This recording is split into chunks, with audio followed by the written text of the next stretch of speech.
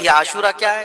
10ویں محرم کے دن کو عاشورہ کہا جاتا ہے، بڑا تاریخی دن ہے، اور بلکہ اللہ کے نبی صلی اللہ علیہ وسلم نے یہ بھی فرمایا قیامت بھی اسی دن کو آنے والی ہے۔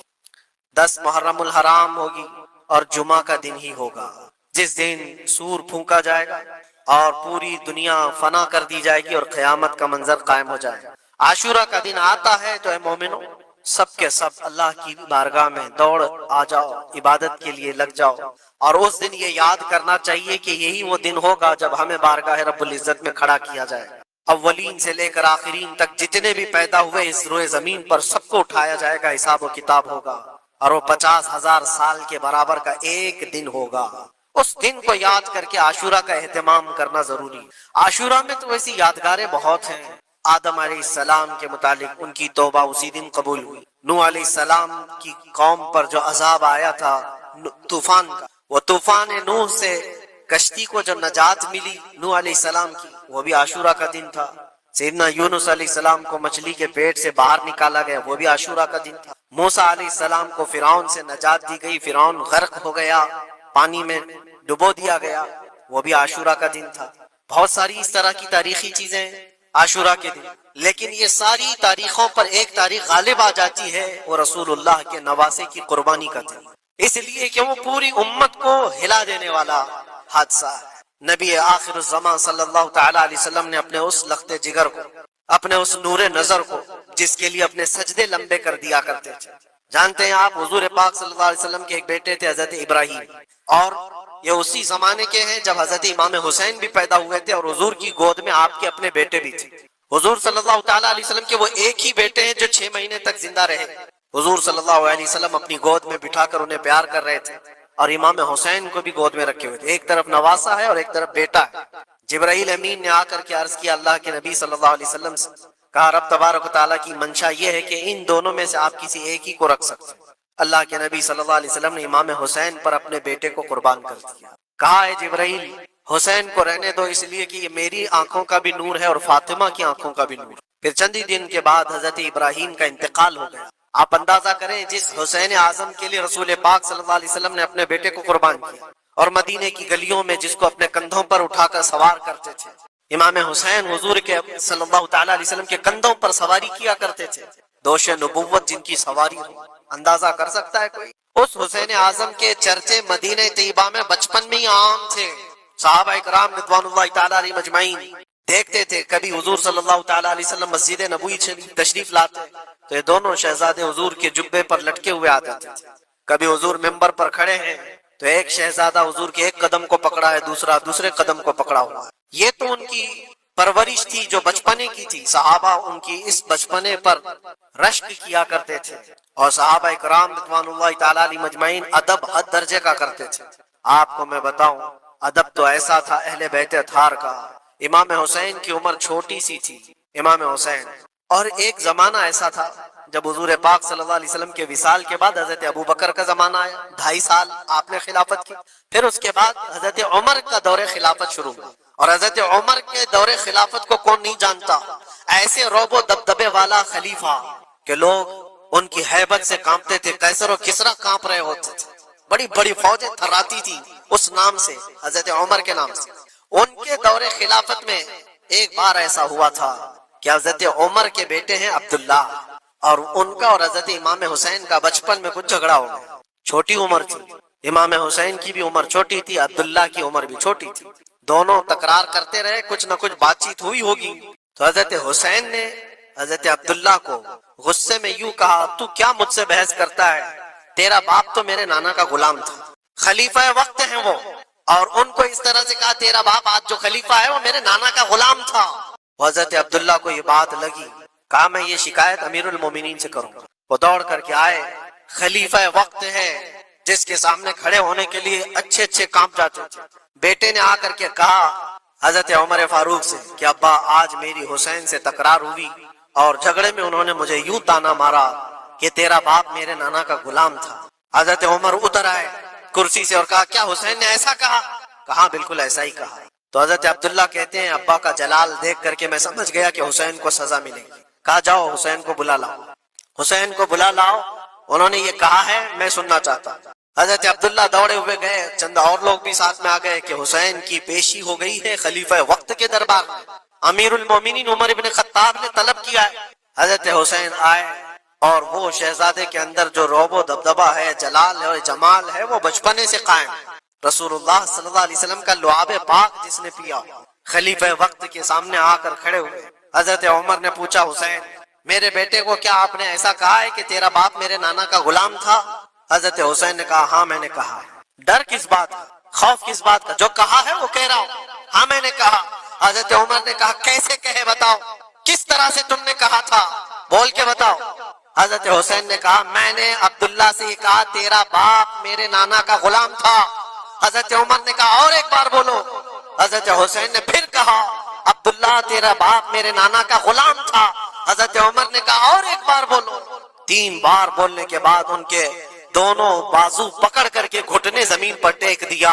حضرت امیر المومنین کہتے ہیں، میری بخشش کے لیے تمہارے جملے ہی کافی ہو گئے۔ آپ نے جو مجھے سند دی ہے اے حسین، بس یہ جملہ کل قیامت کے دن بھی کہہ دینا، جب میرا حساب ہو رہا ہو تو اتنا کہہ دینا، عبداللہ کا باپ عمر میرے نانا کا غلام تھا۔ اس لیے کہ رسول کریم صلی اللہ علیہ وسلم نے فرمایا ہے، الحسن والحسین سیدہ شباب اہل الجنہ، حسن اور حسین جنتی جوانوں کے سردار ہیں۔ یہ جسے اجازت دے دیں وہ جنت میں چلا جائے گا، جسے یہ کہہ دیں وہ کہ یہ میرے نانا کا غلام ہے۔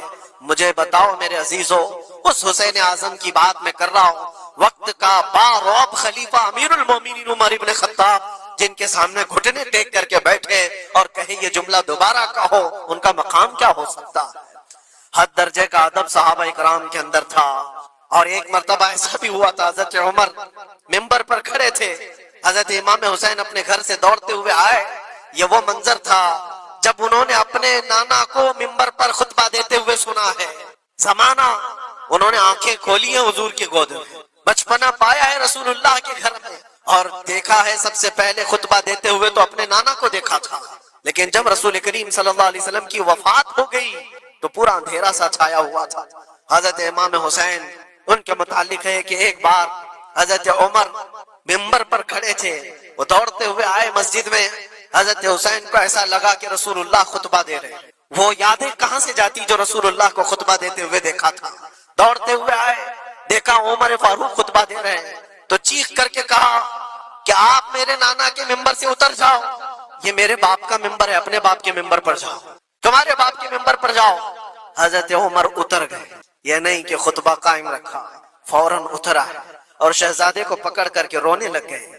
سچ کہا ہے حسین، یہ ممبر تو تمہارے گھر کا ہی، یہ ممبر تمہارے باپ کا ہے، تمہارے نانا کا ہے، اور انہوں نے یہ عزت بخشی ہے ہمیں کہ ہم اس ممبر پر کھڑے ہوتے ہیں۔ اگر آپ اجازت دیں تو میں خطبہ دوں، ورنہ میں یہیں بیٹھا رہوں۔ یہ مقام تھا امام حسین کا، بچپنے کی بات کر رہا ہوں۔ پھر انہوں نے کہا آپ خطبہ دیں، حضرت عمر خطبہ دینے لگے۔ عزیزان گرامی، رسول کریم صلی اللہ تعالی علیہ وسلم کے اس عظیم خانوادے کی بات کر رہا ہوں۔ دنیا نے امام حسین کی داستانیں کربلا کی بہت سنائی، اور ہم بھی سناتے رہے اور سنتے بھی رہے۔ وہ تو آخری وقت کی قربانیاں ہیں، جب آپ کی زندگی پاک تمام ہونے کو آئی اس وقت تو کربلا میں پہنچے، لیکن آپ کی ابتدائی زندگی اور آپ کی جوانی، یہ سب معاملات ہر نوجوان کے سامنے ہونا چاہیے۔ اگر نوجوان آج ہمارا یہ کہتا ہے کہ میرا آئیڈیل حسین ہے، تو اس کو حسین کی زندگی پڑھنا چاہیے۔ اگر وہ پڑھے گا تو یزیدیوں کی طرح جینا چھوڑ دے گا، جینے کا طریقہ یزیدیوں کی طرح، اور نعرے حسین کے ہوں تو یہ زمین و آسمان کا فرق ہے میرے عزیزوں۔ سیدنا امام حسین رضی اللہ تعالیٰ عنہ کے گھرانے کی بات میں آپ کو کہوں، ایک بار حضور پاک صلی اللہ تعالیٰ علیہ وسلم حضرت فاطمہ کے گھر تشریف لائے تھے۔ یہ کون سا وقت تھا میں آپ کو بتاؤں، بچے دونوں بیمار تھے، امام حسن اور امام حسین۔ تو حضرت فاطمہ نے منت کر لی تھی کہ اگر یہ بچے صحت یاب ہو جائیں تو 3 روزے رکھیں۔ حضرت علی نے بھی منت کر لی، تو اس کے بعد بچے صحت یاب ہو گئے تو روزے رکھے۔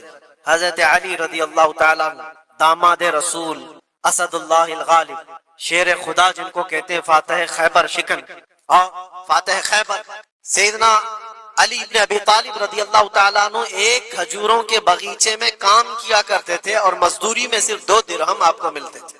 وہ 2 درہم ایسے کہ اس سے مدینے میں اتنا آٹا ملتا تھا جس سے 5 روٹیاں بن سکتی تھی۔ یہ دن کی مزدوری تھی ان کی، دن بھر کام کر کے آتے، روزہ رکھ کر کے گئے تھے، کام کر کے 2 درہم مزدوری میں لے آئے اور اس کے بعد آٹا خرید کر لائے اور کہا فاطمہ روٹیاں بنا لو۔ 5 لوگ تھے گھر میں، حضرت فاطمہ، حضرت علی اور آپ کی ایک کنیز فضہ اور حضرت حسن اور حسین رضی اللہ تعالیٰ عنہ۔ 5 روٹیاں بنی تھی اور شام میں افطار کے لیے بیٹھے تھے تو عین افطار کے وقت ایک مسکین دروازے پر آتا ہے اور کہتا ہے یہ اہل بیت کا گھرانہ ہے، میں بہت بھوکا ہوں، کیا مجھے کچھ کھلایا جا سکتا ہے؟ حضرت فاطمہ نے 5 روٹیاں اٹھا کر اس کی جھولی میں ڈال دی، ایک بھی نہیں رکھا، اور پانی پی کر افطار کر لیا۔ کیا یہ کر سکتا ہے ہم میں سے کوئی؟ افطاری کے وقت ہمارے سامنے رکھا ہوا سامان ادھر سے ادھر ہونے نہیں دیتے۔ کوئی تمہارا شربت تھوڑا سا اٹھا لے تو دیکھو پارا کتنا چڑھ جاتا ہے۔ افطاری کے وقت تو سب کو بھوک شدت کی لگی رہتی، اور اس وقت گھر میں جو موجود ہے وہ اٹھا کے دے دینا۔ مسکین تو لے کر چلا گیا اور یہ پانی سے افطار کر کے رہ گئے، رات کو اسی پانی سے سحری، دوسرا روزہ تھا۔ حضرت علی مزدوری پر گئے، پھر وہی مزدوری اور آٹا لائے، 5 روٹیاں بنی اور افطار میں بیٹھے تھے کہ ایک یتیم بچہ آ گیا جس کے ماں باپ نہیں تھے۔ اس نے آواز لگانی شروع کی کہ میرا کوئی نہیں ہے، میرا آسرا نہیں ہے، میرا باپ نہیں ہے، میں یتیم ہوں، کیا مجھے اس گھر سے کھلایا جا سکتا ہے؟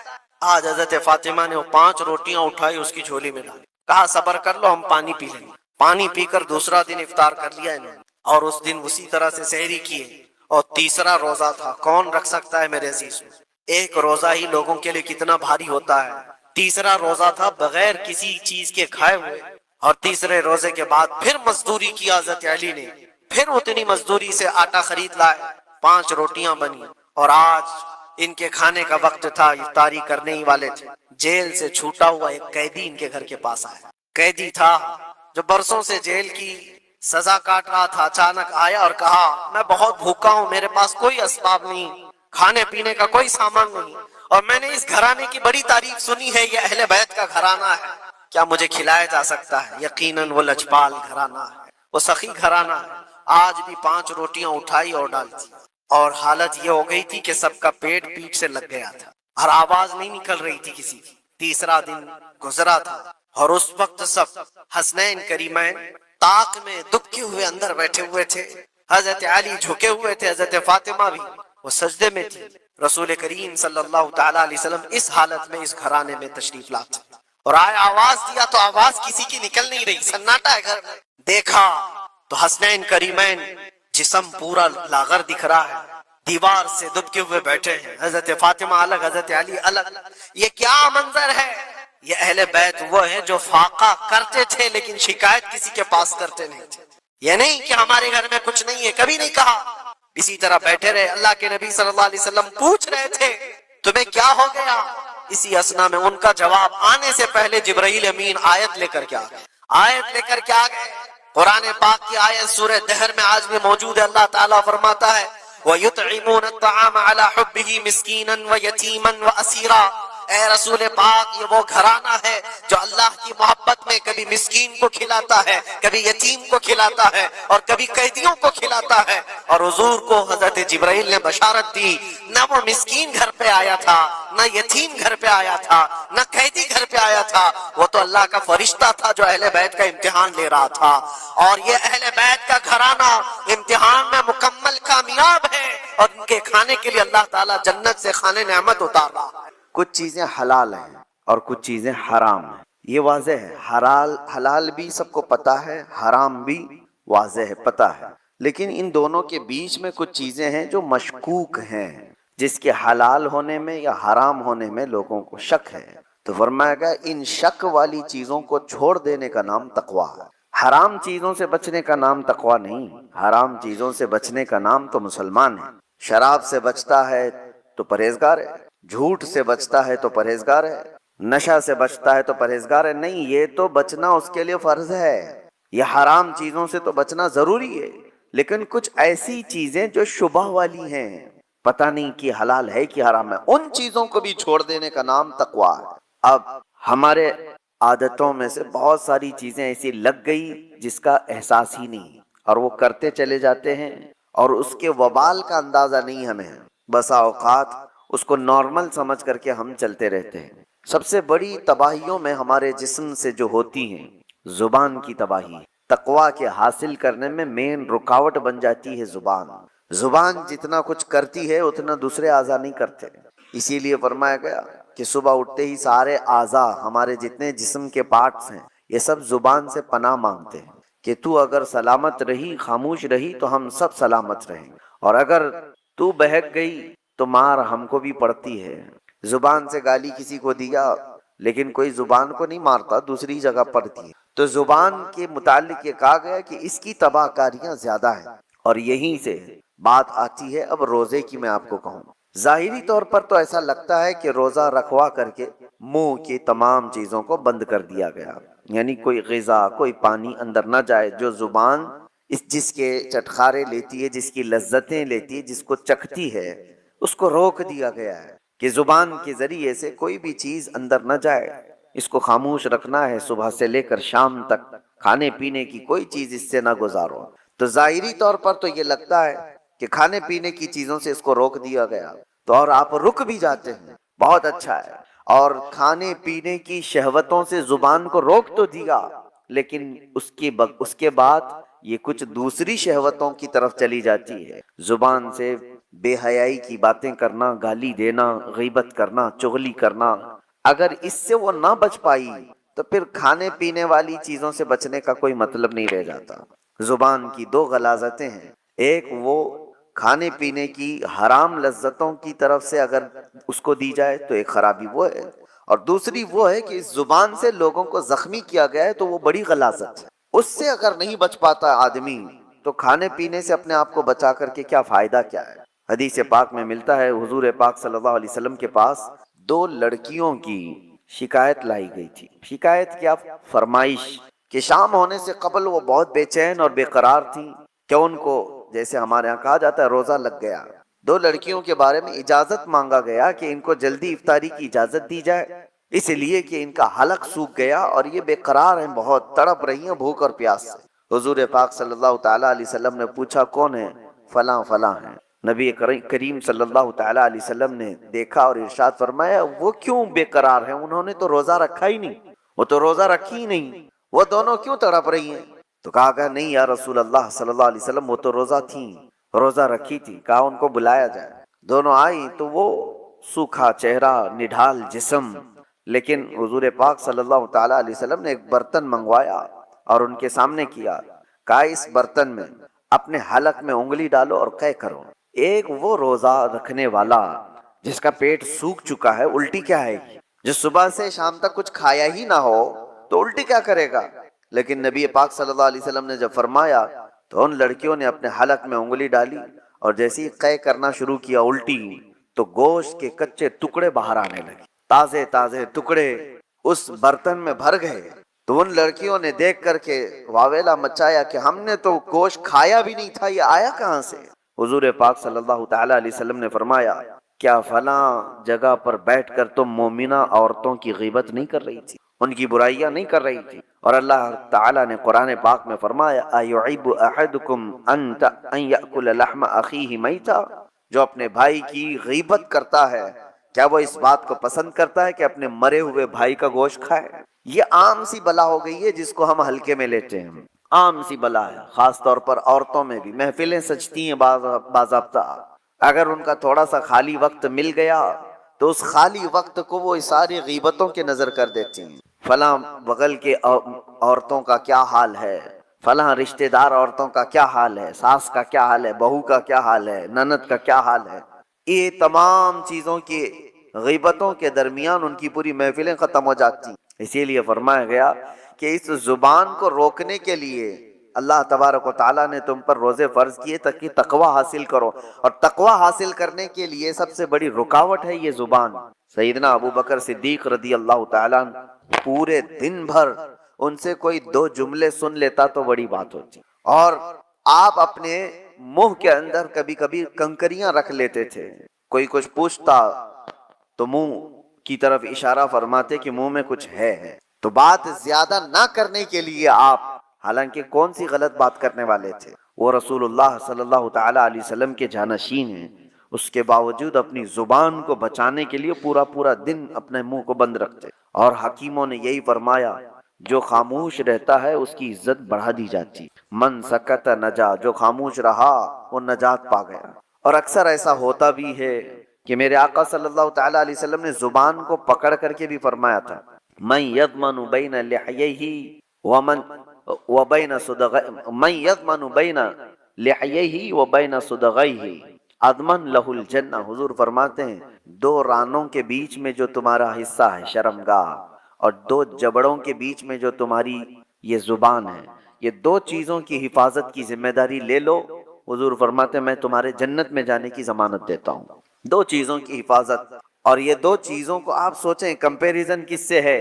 شرمگاہ، آدمی کی شرمگاہ جو جس سے آدمی بہت بڑے بھیانک گناہ کر سکتا ہے، زنا کا تک ارتکاب شرمگاہ سے ہوتا ہے. اور اس کے ساتھ جس دوسرے پارٹ کو جوڑا گیا وہ زبان ہے. یعنی جتنے خطرناک گناہ شرمگاہ سے ہوتے ہیں اسی انداز سے گناہ تمہاری زبان سے بھی ہوتے ہیں. ایک بات میں آپ کو بتاؤں، شرمگاہ زنا کر سکتی ہے، غلط کاریاں کر سکتی ہیں، لیکن شرمگاہ کفر نہیں کرتی. کفر جو ہے زبان کرتی، کفر جو ہے وہ زبان کرتی ہے، شرک زبان کرتی ہے، شرمگاہ نہیں کرتی. اسی لیے بعض علماء نے کہا کہ شرمگاہ سے بھی زیادہ ذلت والی کبھی کبھار پارٹ یا کوئی عضو بنتا ہے تو وہ زبان بن جاتی. اللہ کا انکار کرنے والی زبان، رسول اللہ صلی اللہ تعالی علیہ وسلم کی تمام نشانیاں دیکھ کر کے زبان سے ان کے خلاف بولنے والی زبان، اسلام کے خلاف بھونکنے والی زبان، یہ وہ زبان ہے جو شرمگاہ سے بھی زیادہ خطرناک ہے. اور آپ کے جسم کے اندر، آپ کے منہ کے اندر جو زبان ہے، آپ خود اس کو فیصلہ کریں کہ کس حد تک صحیح ہے اور کس حد تک گری ہوئی ہے. عرب میں ایک بات کہی جاتی ہے، جراحت السنان لها التیام ولا یلتام ما جرح اللسان. تلوار سے دیا ہوا زخم سوکھ سکتا ہے، زبان سے دیا ہوا زخم کبھی نہیں سوکھتا.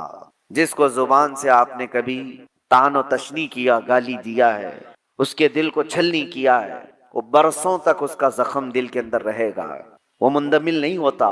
چاقو سے کاٹا ہوا زخم تھوڑے دنوں کے بعد صحیح ہو جاتا ہے. اسی لیے کہا گیا کہ زبان کی اپنی حفاظت کرو. روزہ اس کے لیے سب سے بہترین ریہرسل تھا. روزے میں اسی لیے ہماری زبان کو روکا گیا. اب دو چیزوں کی طرف میں آپ کو اشارہ کرتا ہوں. اس زبان کی دو شہوت ہے.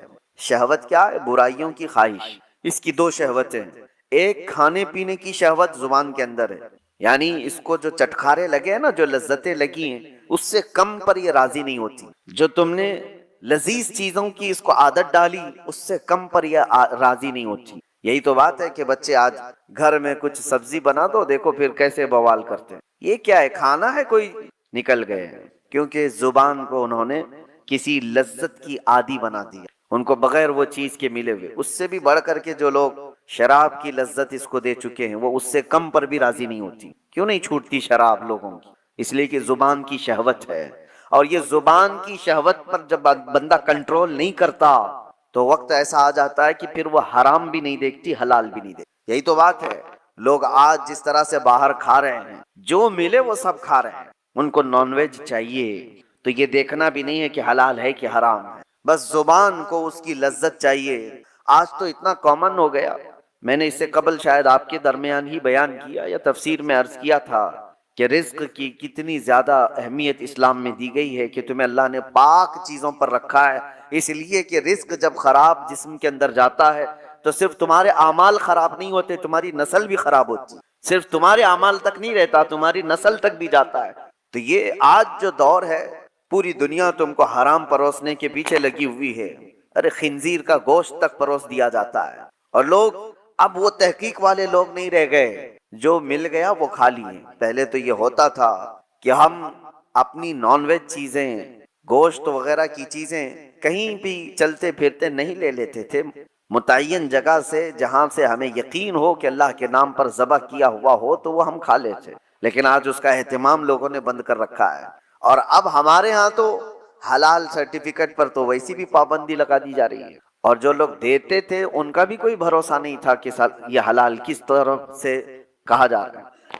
میں نے سنا گھر بیٹھے لوگ اب نئی نئی کمپنیوں سے آرڈر کر دیتے ہیں. یاد رکھنا ان کے حلال ہونے کا کوئی یقین نہیں. گھر بیٹھے لوگ آسانی کے لیے 5 منٹ میں 10 منٹ میں ڈیلیوری بوائے آئے گا اور دے کر کے چلا جائے گا. مارکیٹ میں ملنے والی فروزن چیزیں جو ریڈی میڈ ہوتی ہیں اٹھا کر کے لایا اور اس کو فرائی کیا اور کھلایا، خود بھی کھایا اور بچوں کو بھی کھلایا، جبکہ وہ حرام اگر ہو تو میرے عزیزو آپ نے پورے گھر کو تباہ و برباد کیا، اپنی اولاد کو حرام کھلایا.